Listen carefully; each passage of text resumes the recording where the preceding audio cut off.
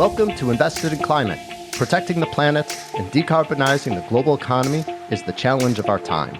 Never before have so many people rallied around a common cause. We all have a role to play, and the opportunity we face is unprecedented. Invested in Climate aims to help people do more to address climate change through their work, investments, learning, lifestyle, and activism.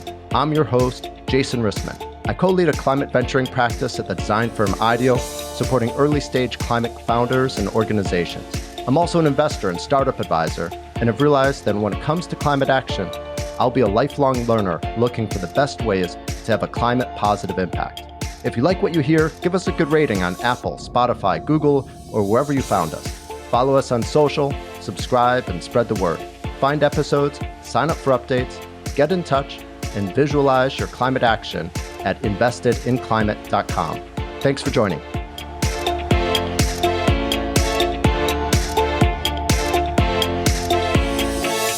It used to be kind of a blue state, red state thing. Demand for EVs was growing in states that voted blue. And we don't see that anymore. Our fastest growing markets are in Texas and Florida. Wow. It's not political anymore because, frankly, there's lots of choices for the urban cowboys. Hey, everyone. The future is electric, especially when it comes to cars. Demand for electric vehicles is far outpacing supply, and automakers are rolling out more and more EV models as governments around the world set clear timelines for when new gas-powered cars will no longer be allowed to be sold. The transition to electric vehicles is good news for our climate. Transportation creates over a quarter of global greenhouse gas emissions, and about 40% of that comes from cars. This episode focuses on where we're at in the transition to EVs, and I'm joined by two true experts. Kyle Stock is a senior writer for Bloomberg Green. He writes about cars and has his finger on the pulse of EV trends. Cathy Zoe is the CEO of EVgo, the largest public electric vehicle charging network in the US. Cathy has extensive experience in the energy sector and is building the infrastructure we need for the switch to electric vehicles. We talk about the current state of the EV market, which cars are hot and who's buying them, as well as the impact of recent legislation, our evolving user experience with cars, and much more. I learned a lot. I'm sure you will too. Enjoy. Kyle and Cathy, welcome to Invested in Climate. Thanks so much for being here. Pleasure. Thanks for having us. Great. Where are you both located today? Where are you calling in from? Santa Monica? I'm near Princeton, New Jersey, Jason. Okay, we've got a cross-country episode, and we're a week out from Thanksgiving. Hopefully you've recovered from all of the feasting and did enjoy some downtime and some rest for, I'm sure, busy end-of-the-year schedules. Yeah, it's all good. I'm just happy the kids are back in school, honestly. I hear that. Absolutely. All right. Well, we've got a lot to dive into. Kyle, you're a senior writer for Bloomberg Green, the climate-focused platform of Bloomberg News. You write a lot about cars. Let's start at a super high level. Tell us about the state of the electric vehicle market today. Yeah, it's fascinating for one. I'll start with sort of the product side. The cars are finally really great, these electric vehicles. For a long time, maybe Tesla aside, these were kind of eat your vegetable products. They were very good at virtue signaling, but they weren't necessarily good at curb appeal or a lot of the other things that the auto industry really likes to hit on the head. But they're kind of better in every way than a gas-powered car now. If you're into performance driving, they are better at that. If you're into off-road driving, they're better at that. They're quieter, and they're finally big. So we have a bunch of pickup trucks, a bunch of big 3-row SUVs on the market. And this has all happened very recently. So there's about 30 models, full EV models for sale in the US right now, and about half of those hit the market in the past 12 months. So fascinating early time. It's just like a rash of product going out there. Maybe not surprisingly, demand is really high and higher than a lot of car executives expected. I'd be interested to hear your take on this too, Cathy. But when these cars showed up in forms and shapes and sizes and capabilities that people really care for in this country, the American public was there for it. So right now, the market share in the US is somewhere around 6%. Globally, it's somewhere closer to 10 to 15%. And then if you look at surveys in the US, still with that low adoption, roughly a third to half of US drivers say they want one of these cars. So that's 7 to 9 million people a year. So demand is high. It's outpacing expectations. The interesting thing is it's looking like supply is going to be the problem. In the first half of the year, US automakers only made 4% of their products were EVs, or that's North American factories. So there's a big lag between demand and supply. And a lot of that is a lot of these companies are startups. They're spooling up their factories for the first time. There's the chip problem, which continues.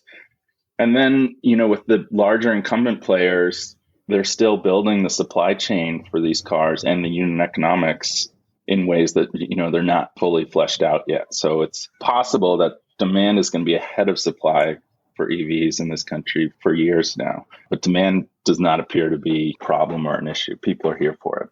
Yeah, I mean, Jason, I would add to what Kyle said. Like when I started at EVgo in 2017, there were kind of two non-Tesla EVs to choose from. Kyle talked about how many are available now. And what's even more exciting is in the next 18 months, there's supposed to be 130 models available in the US, right? And so if you want to drive a little car, you got that choice. If you want to drive a pickup truck, you got that choice, and like everything in between. So there's just a huge amount of anticipation. I mean, I've got lots of friends who were on waiting lists for EVs. Every EV that gets made gets sold the moment it hits a showroom or the moment it hits the website. So that's really exciting.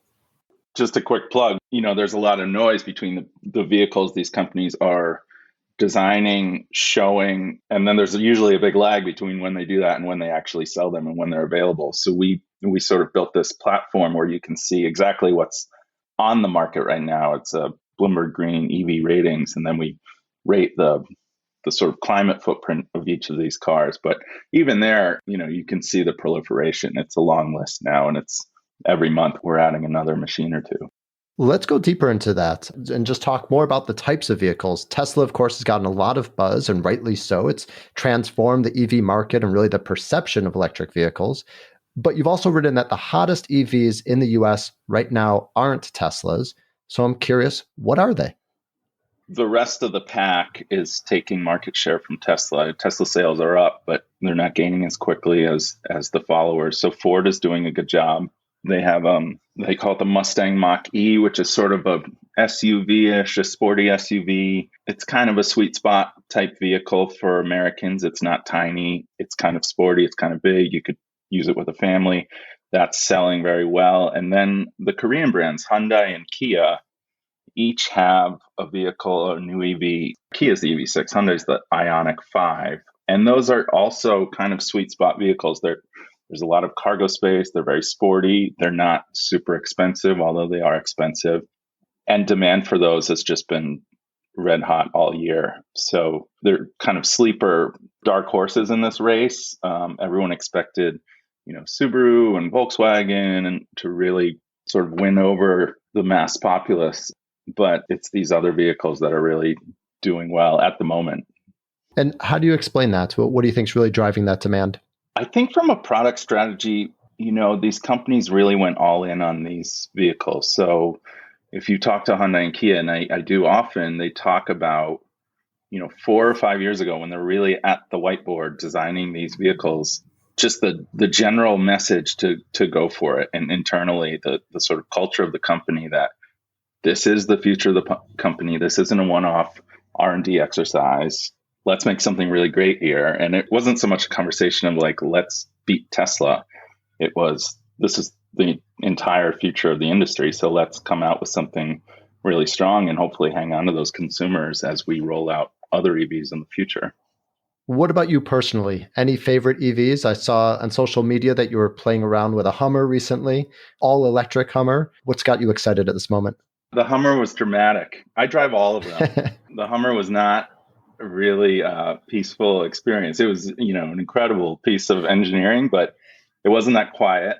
It's huge. So you really have to pay attention when you're driving it. And it's ridiculously fast, especially for a 9,000 pound machine. So for me, it wasn't a very zen drive, although it was incredible. I do like the Hyundai. That's been one of my favorites of late. The Ford Mustang Mach-E is really good as well. My kids love them because I can drive a little crazy. a little fast. It's thrilling for them. I would also say the Ford Lightning really surprised me. Ford basically didn't overthink it. They took this pickup truck that they sell 900,000 of a year and they put an electric drivetrain in it. And I don't love the regular Ford F-150 pickup. It's fine. But in an electric form, it's incredible. It's really quiet. The music sounds great. It's very peaceful. You can carry anything you want. It's super capable. I really enjoyed that one more than I realized. I pulled up at daycare and it was a rainy day and I had to get my daughter all dressed and I just popped the hood where there's now a front trunk, they call it. And I just stood her in there and got her dressed and she was nice and dry. And it was kind of this aha moment of how great these vehicles can be. Yeah, so my colleagues at IDEO, where I work, will be thrilled to hear it. We've worked with Ford for a long time, for many years, and also really excited that Ford helped, I think, change some perceptions around cars as actually being battery storage devices, electric storage devices, by allowing you to plug machines into it, having normal outlets, and really changing the vehicle to be a power station for work as well as potentially for your home. And to harness a lot of renewable energy for the grid that otherwise would just be lost, especially there in California with solar. I think that's something the vehicle to grid stuff, I think it's something we're going to hear a lot more about in the next few years. And sort of the general population is going to key in on that and what a great application it is, especially in the middle of this country. Agreed. Cathy, I know you're not a car writer, but you can still double our sample size of this focus group. Do you have a favorite EV? Well, I have a Tesla Model 3, which I really, really, really like. And my husband, for our other car, we have a ranch in Ojai, California, which is about, 75 miles as the crow flies from where I live in Santa Monica. And so he's actually looking for, because we actually have, it's 20 acres and it's an agricultural property. He's looking for a pickup, an electric pickup, but he's looking for a small one. Remember the old days when Toyota used to have little pickup trucks? They all did. The first generation of pickup EVs are all really big, like the Lightning and the Chevy Silverado. So he's kind of hanging in there waiting for, when am I going to be able to get a little pickup so that I can haul my avocado crop around or my agave crop around. Great. Well, now that we've conducted that extensive poll, let's talk about demand for the EVs and really understand the people that are buying them. Do they stand out in terms of their demographics or interests? I live in California as well, so it's hard for me to gauge. Here it seems EVs are just totally widespread. But who's actually buying EVs today? Yeah, it's getting interesting. It was very coastal for a long time, and it was very much focused on the so-called ZEV states, or the states that have zero emission mandates. That would include California. But it's starting to spread out through the country as more buyers are looking at these on their own technical merits, not so much as a climate strategy. So Texas is becoming a huge market. Oklahoma is becoming a very huge market. Some of the cities in the middle of the country that have air quality issues. So you see a lot of adoption in Utah because of the Salt Lake, Colorado as well. We did a huge poll recently, about 5,000 owners. But beyond geographics, it is what you might expect demographically. It's mostly affluent consumers. It's mostly people in standalone housing that have a garage or a driveway to charge. It's mostly families that have more than one vehicle. And then we've seen a lot of super users. So a lot of households with more than one EV. So 14% of the people we surveyed recently had more than one electric vehicle in their household. And then of recent buyers, S&P Global Mobility says about a quarter of the folks buying an EV this year already own an EV and were either trading it in or getting a second one. So the folks that have adopted the technology are sort of going all in and doubling down, if you will. If you are someone that's currently considering an EV or you're just in the market to buy a car right now, what are some of the things that you should consider as you debate between an EV and a car with an internal combustion engine? Well, if you're thinking about the climate, the science is pretty clear that the EV is a far better choice. But people should also think about their driving patterns. So the carbon footprint on making an electric vehicle is larger by a fair amount than making a gas-powered car. So the climate conscious thing to do is to only buy as much EV as you might need, This is not a very American thing to do when it comes to the auto industry, but look at the battery sizes of these cars, look at the ranges, take a good audit of your own driving habits and tendencies. Be realistic about how often you really go on a long road trip. And when you do, how often do you really drive 5 hours straight without stopping for a meal? Just be realistic about charging and what you might need in a vehicle. And then from there, I think you'll find, and Cathy will probably back me up on this, but most of the reservations people have about electric vehicles vanish pretty quickly once they actually own one. So that would be charging infrastructure, charging speed, the durability and longevity of the battery, and then, how green these cars are. But all those things are, once you own one of these, once you get used to it, understand how to live with it, all those anxieties tend to fade, which is why you see people buy 2, 3, 4 of these things. And what about cost? How does cost compare? Are EV buyers paying more? And what about the credit from the Inflation Reduction Act? The climate bill signed into law in August. It includes a $7,500 tax credit. How does that affect the price comparability of EVs?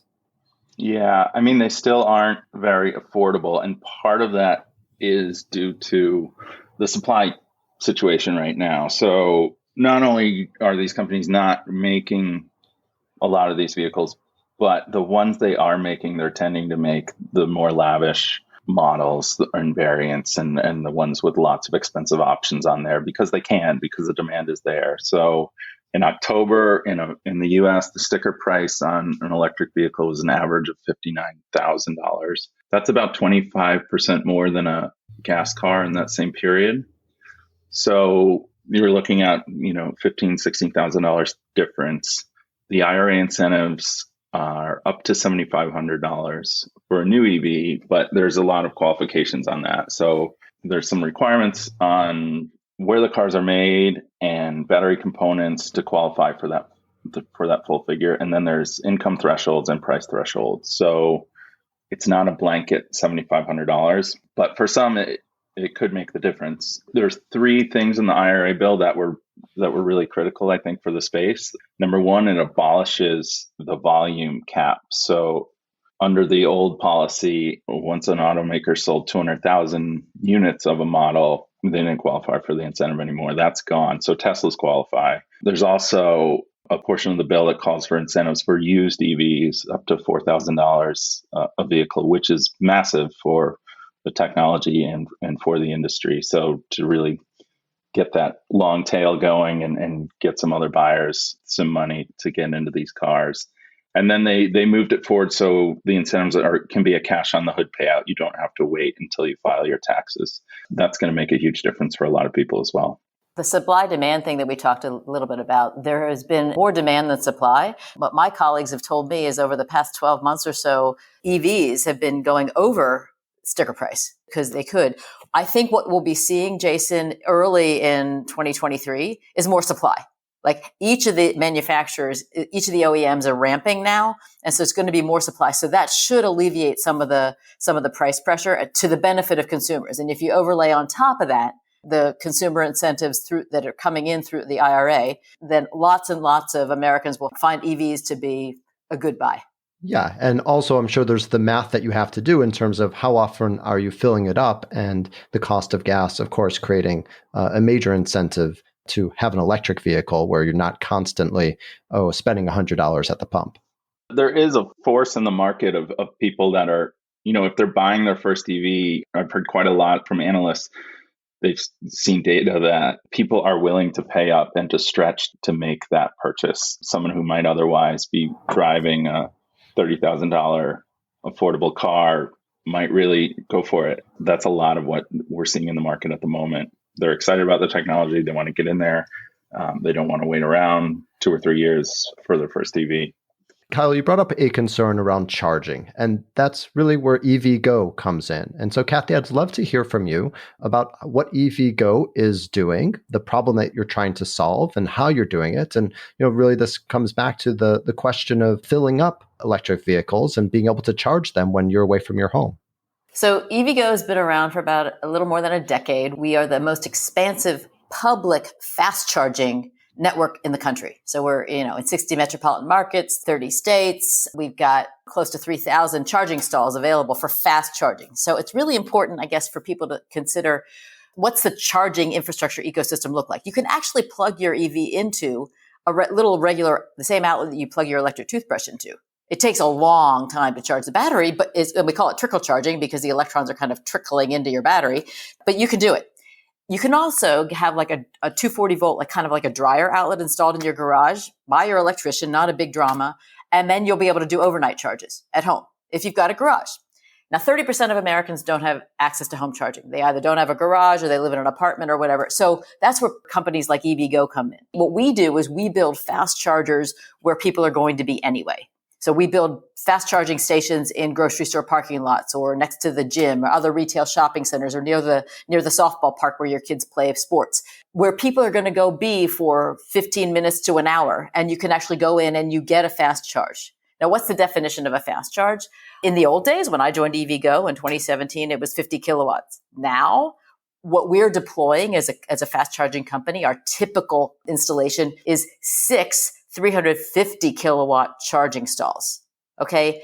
There's not even one EV on the market at this point that can take 350. I mean, unless Kyle corrects me, he may have some later information than I do, but nothing that's available commercially can do even that 350. So what we're doing is we're skating ahead of the puck a little bit because we know that the batteries are getting more and more powerful, which means that the charging is going to be able to happen more and more quickly. The speed with which an EV recharges is determined first and foremost by the battery in the car. Each EV has its own, almost like a fingerprint of a battery chemistry and configuration that allows it's called the charge curve. So like when you plug in a very fancy Porsche Taycan, the max charging speed, it starts off at 270 kilowatts, and then it tapers down over the duration of that charge. The battery engineers have specified this to conserve the life of the battery. That's true for Teslas. That's true with every single EV. None of them charges at that maximum capacity for the entire charging session. We at EVgo, we sit there and we're like ready to take these cars. And what we do very cleverly is we match the power that goes into the car to the car's thirst at any given moment in its charging session. We build these all over the place. And as I say, we've got, we're in 60 metropolitan markets. What we do is we get paid back for that investment. I mean, each one of our charging stalls costs about somewhere between $125,000 and $150,000. It's 2,000 components. It's high powered. It's sophisticated. It's got to be safe. So we make our money back as a company by people using those stations over time. And so anyway, that's what our business is. We're really excited about what's happening with policy and what the federal government funds, because what's enabling us to do is expand our geographic footprint faster than we otherwise might into new geographies where today there might not be that many EVs, but we know they're coming. That's sort of what we do in a nutshell. We try to create the comfort amongst drivers so that charging is not an inhibitor to buying that EV. Well, let's talk about that footprint and how you're expanding it. I think when you're mentioning the federal policy, perhaps you're referencing the National Electric Vehicle Infrastructure Program that's allocating $5 billion to states over the next several years to build out charging stations. Tell us about the footprint. And really, when we think of it from a user experience, how far are most drivers from a charging station? And how will that change in the coming years as you're able to grow the footprint? The majority of Americans right now are within 10 miles of an EVgo station. We have built mostly in metropolitan areas where most people live.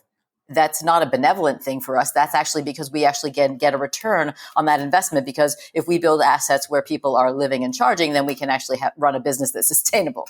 What NEVI is doing, the National Electric Vehicle Infrastructure Program, is allocating money to every single state in America to create ubiquity of charging infrastructure, of fast charging infrastructure on highway corridors.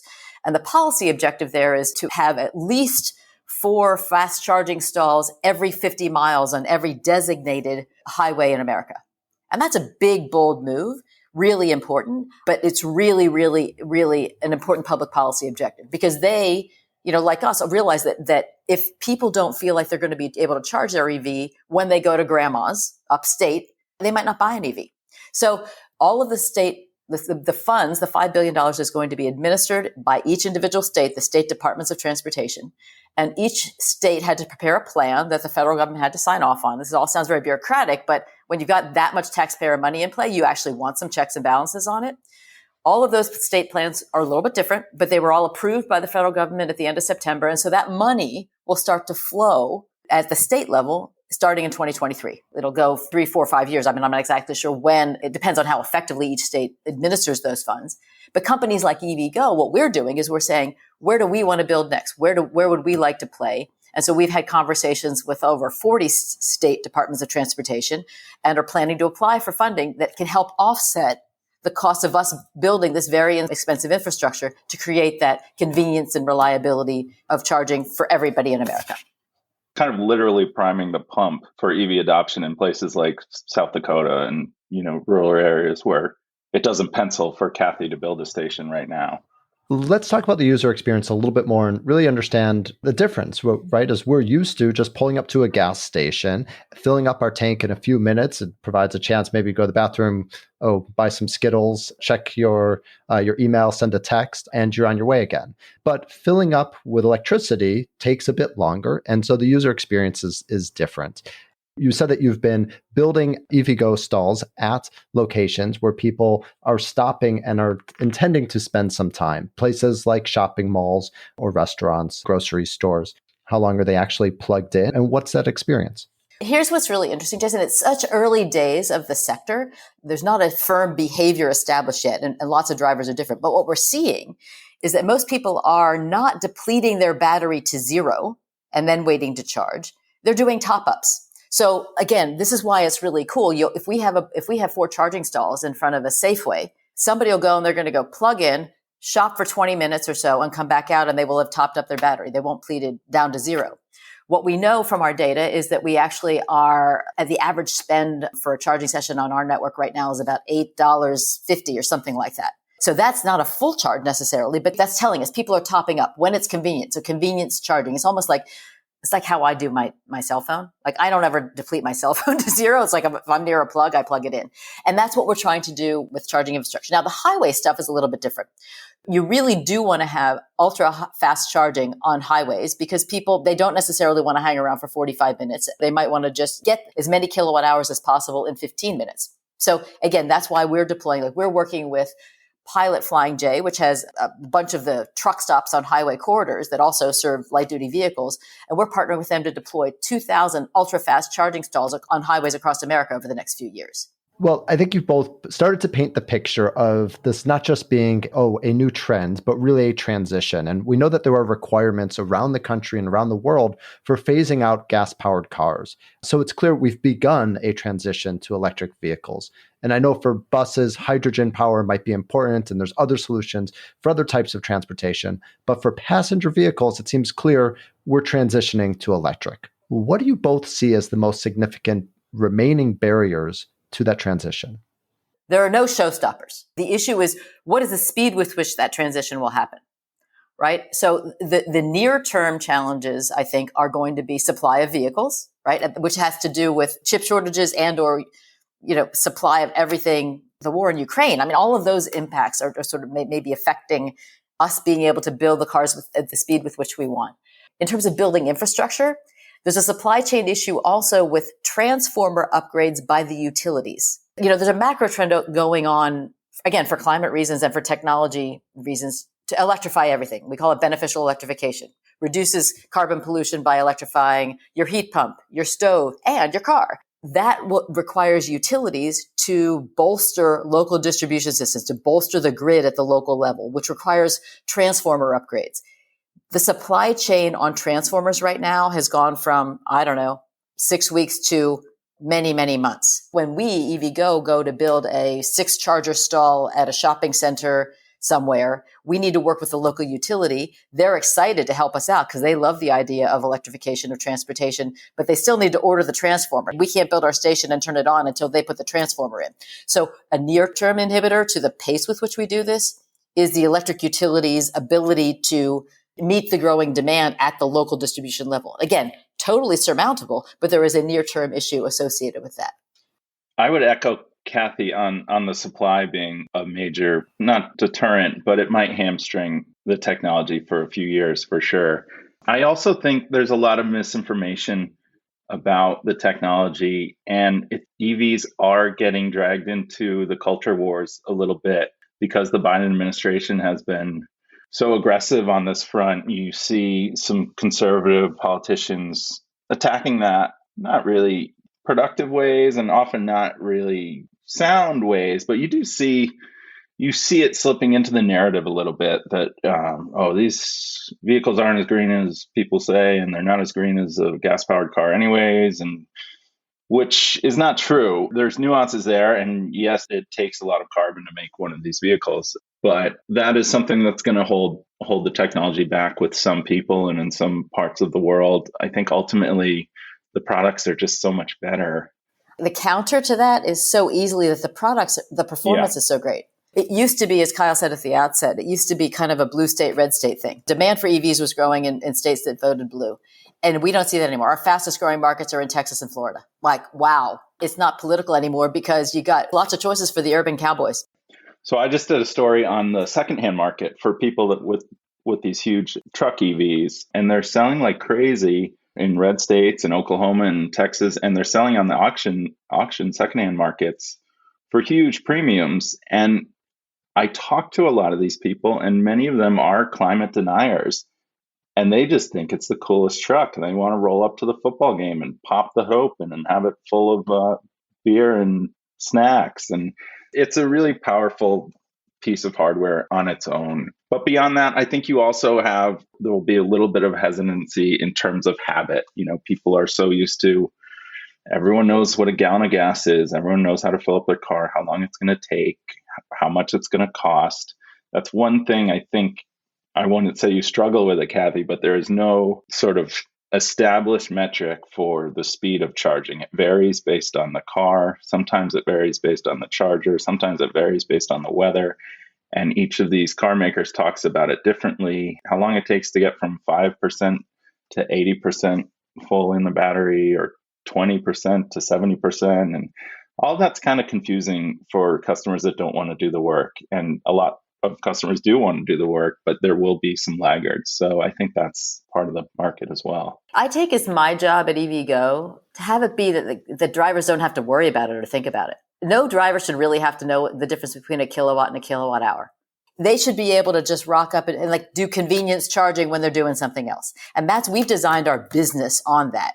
If they want to dig in and understand charge curves, sure, but They shouldn't have to. They should just be comfortable, like, okay, I'm going to go shopping. I'm going to spend $8. I'm going to come out. My battery's going to be full. And then I'm going to go off I go. So it's on us to make it convenient and reliable. One of the things that we do at EVgo is we build an innovation lab in El Segundo near LAX. And we invite every single EV manufacturer, every OEM to come when their cars are still almost undercover and test it with every single kind of charger. Because, what we now have on our network, we're probably charging, Tesla's got 4 models or whatever on its closed network. EVgo has to be able to charge 47 different models of EVs. Each one of those EVs has a different battery charge curve, different software, different firmware. The software and firmware get upgraded all the time. Plus there's different charging infrastructure. There's level 2. There's all the different manufacturers of the fast chargers. So what we do is we say, you guys, to create a great driver experience, we got to work together. We've got to make this seamless. So bring your kit to our place and let's test it all and let's figure out how to make this really, really easy for drivers. And it's helping. It's absolutely helping, but we're not there yet.